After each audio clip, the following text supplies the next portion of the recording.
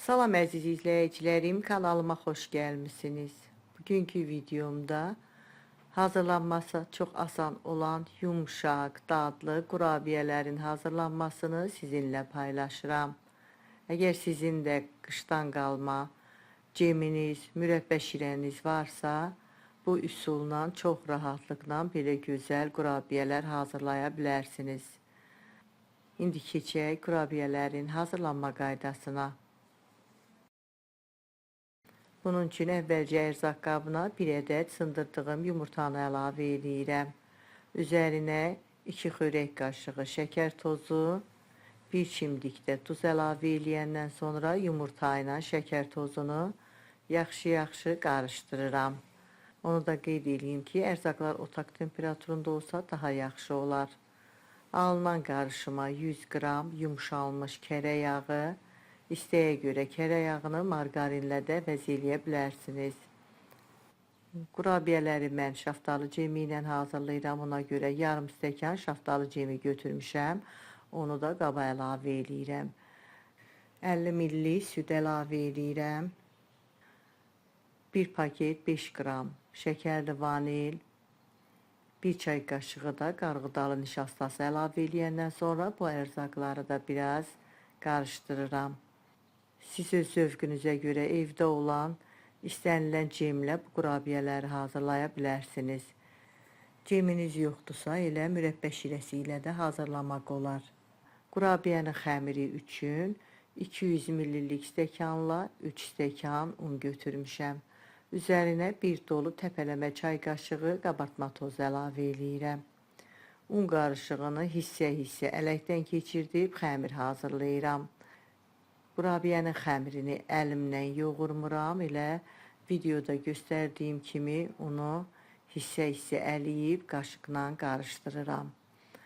Un tam bitənə qədər ələkdən keçirdirəm, əllə yoğurmuram, belə gördüyünüz kimi qaşıqla qarışdırıram. Ələ yapışan yumşaq bir xəmir olmalıdır. Xəmir əgər bərk olarsa, onda kurabiyələr də bərk alınır. Kurabiyə üçün istifadə elədiyim ərzaqların ölçülərini videomun açıqlama bölümündə də qeyd eləmişəm. Unun çəkisi növünə görə dəyişə bilər, az ya da çox ola bilər. Belə gördüyünüz kimi yumşaq bir xəmir alındı. Xəmir yumşaq olduğu üçün ələ yapışır, ona görə ara sıra əlimi bitki yağına batırıram. Onda xəmirdən çox rahatlıqla götürüb xırda ölçülü mandarina, bir xırda mandarina ölçüsündə xəmirdən parçalar kəsib, əlimlə yuvarlayıb kurabiyələri hazırlayıram. Hamısını hazırlayıb yağlı kağız sərdiyim formaya düzürəm. Yoğurduğum xəmirdən 16 ədəd orta ölçülü kurabiyə alındı. Hamısını hazırlayıb formaya düzəndən sonra xəmirlərin ortasında barmağımla oyuqlar açıram. Ara sıra barmağımı soyuq suya batırıb xəmirlərin ortasında oyuq açıram. Açdığım oyuqlara sıxma torbasına yığdığım cemlə sıxıram. Hamısının ortasına cem əlavə eləyirəm. Bu qaydada hazırlayıram. Öncədən qızdırdığım 180 dərəcəlik sobada 15-20 dəqiqə arası bişirirəm.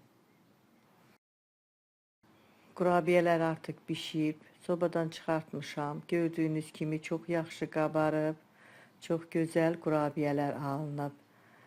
Kurabiyələrin altı da çox yaxşı pişib, qızarıb, amma üstü çox qızarmır.